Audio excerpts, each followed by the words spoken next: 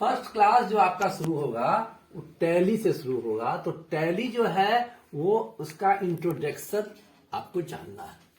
Tally is a financial package या software. Package को हम लोग सॉफ्टवेयर भी कहते हैं। अब टैली में क्या क्या आप काम कर सकते हैं? तो सबसे पहला काम आप करते हैं अकाउंट्स का काम,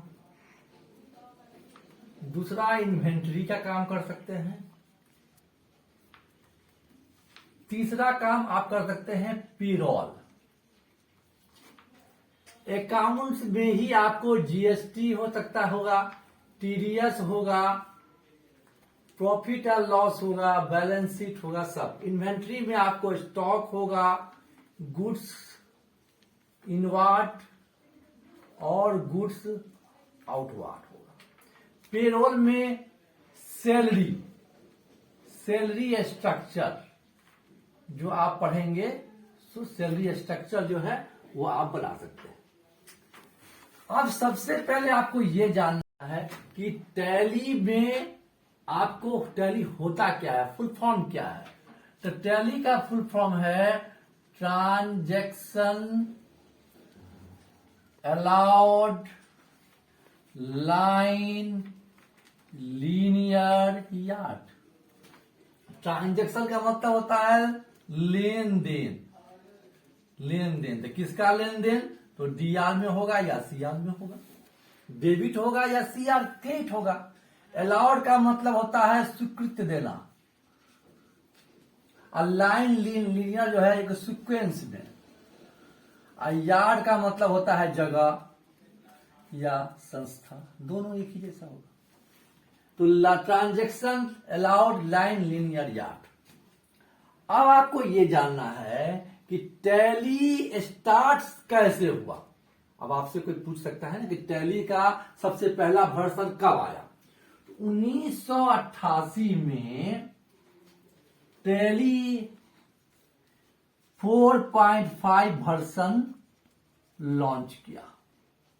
कहां किया ये प्यूट्रॉनिक प्राइवेट लिमिटेड बेंगलोर, जो कर्नाटक शहर में है। तो प्यूट्रॉनिक प्राइवेट लिमिटेड एक कंपनी थी जो 1988 में टैली को लॉन्च किया।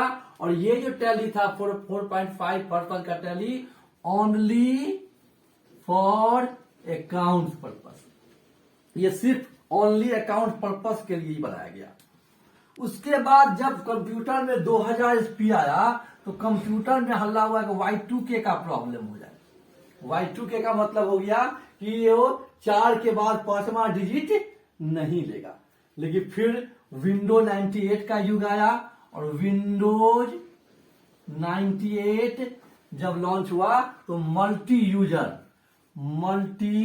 यूजर सिस्टम कंप्यूटर में लॉन्च किया गया। ठीक है, जब मल्टी यूजर कंप्यूटर में लॉन्च हुआ तब क्या हो गया कि टैली का भी जगह मेमोरी पावर कंप्यूटर का बढ़ गया। जब ही कंप्यूटर का मेमोरी पावर बढ़ा तो टैली का जो वर्जन है वो भी चेंज हो गया। तो वर्जन आया 5.0 या 5.4 टैली।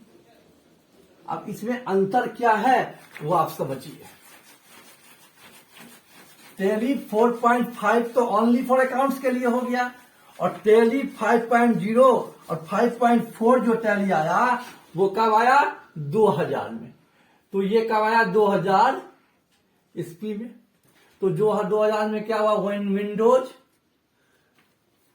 विंडोज सॉफ्टवेयर, विंडोज जो है वो सॉफ्टवेयर लॉन्च कर गया। प्रोग्रामिंग सॉफ्टवेयर है ये। इसको हम लोग है disk operating system. Disk operating system नहीं करके MS disk operating Microsoft disk operating system develop हुआ। तो उसके बाद टैली, कौन सा टैली आ गया? टैली आ गया 5.0 और 5.4। इसमें क्या क्या फैसिलिटी आ गई? अकाउंट्स एंड इन्वेंटरी दोनों काम करने लगा। अकाउंट एंड इन्वेंटरी, या कहेंगे अकाउंट विथ इन्वेंटरी। अकाउंट के साथ इन्वेंटरी भी काम करने लगा। और तो ये 5.4 5 दोनों आ गया। उसके बाद फिर 6.3 2000 टू 2004 तक फिर नया टैली एक आया 6.3 विथ इंटरनेट सिक्योरिटी के साथ आ गया। तो जब ये इंटरनेट सिक्योरिटी के साथ आया तो आप समझ जाइए इसमें इंटरनेट आ गया तो क्या है, अकाउंट्स विथ इन्वेंट्री तो रहा ही, उसके साथ क्या जोड़ दिया, इंटरनेट फैसिलिटी। 2005 में सरकार ने एक टैक्स का स्ट्रक्चर लाया। सरकार क्या क्या, अमेंडमेंट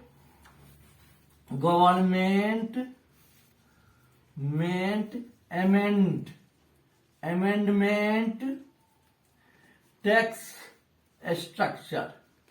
तो वो टैक्स स्ट्रक्चर में क्या आ गया, वैट लागू हो गया। वैट का नाम आप लोग सुने होंगे, वैल्यू एडेड टैक्स। तो वैट का है, वी का मतलब वैल्यू, ए का मतलब एडेड और टी का मतलब टैक्स। तो वैल्यू एडेड टैक्स आ गया। जब ही वैल्यू एडेड टैक्स आ गया तो स्ट्रक्चर जो है वो अपने आप चेंज हो गया। तो अपने आप जब स्ट्रक्चर चेंज हो गया तो आप समझ जाइए कि उसमें टैली में भी चेंज करना पड़ेगा। तो टैली में जब चेंज करने की बारी आई तो टैली ने क्या किया, टैली 7.2 ERP लॉन्च कर दिया। ये 2005 की बात है। तो 2005 में टैली 7.2 ERP लॉन्च हुआ। उसमें क्या था, अकाउंट विथ इन्वेंटरी के साथ वैट लागू हो गया। वैट यानी कि वैल्यू एडेड टैक्स।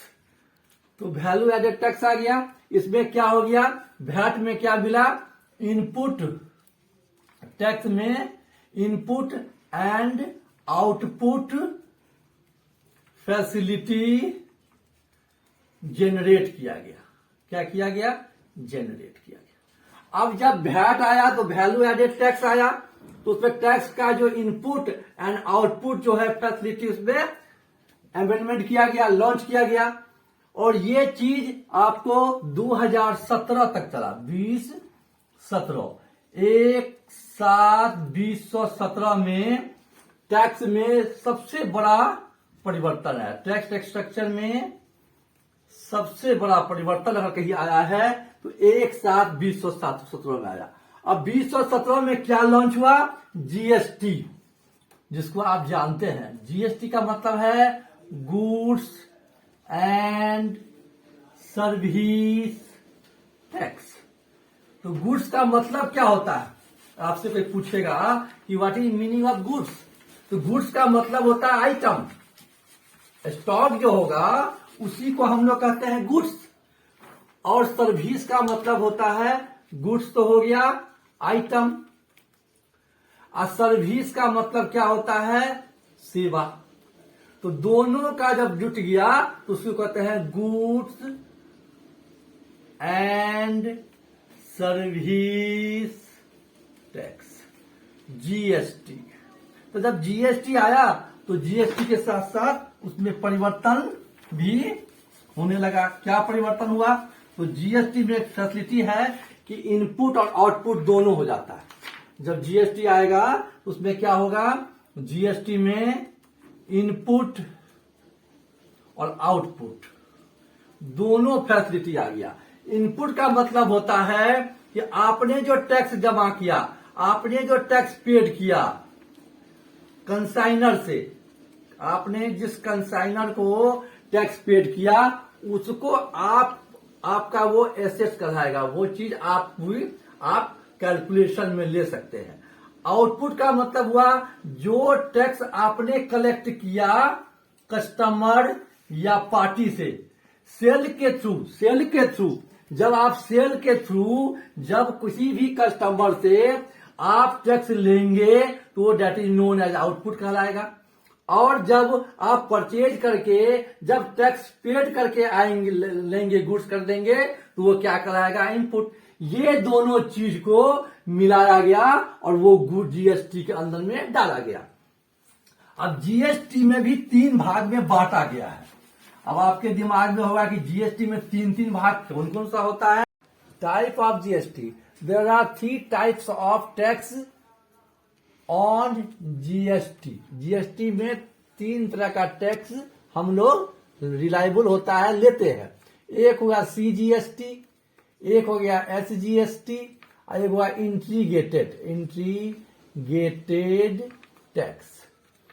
सीजीएसटी और एसजीएसटी, सी का मतलब होता है central goods and service tax. S का मतलब होता है state goods and service tax. Integrated का मतलब होता है other state other tax collect on other state, यानी आउटसाइड ऑफ स्टेट। ये काम ये वर्क जो है इतना ही काम हम लोग करते हैं किसमें, टैली ERP 9 में। और ERP 9 के बाद अब नया जनरेट में आ गया है टैली का प्राइम टैली, ये नया आ गया। इतना चीज के बाद भी हम लोगों को आगे पढ़ना है।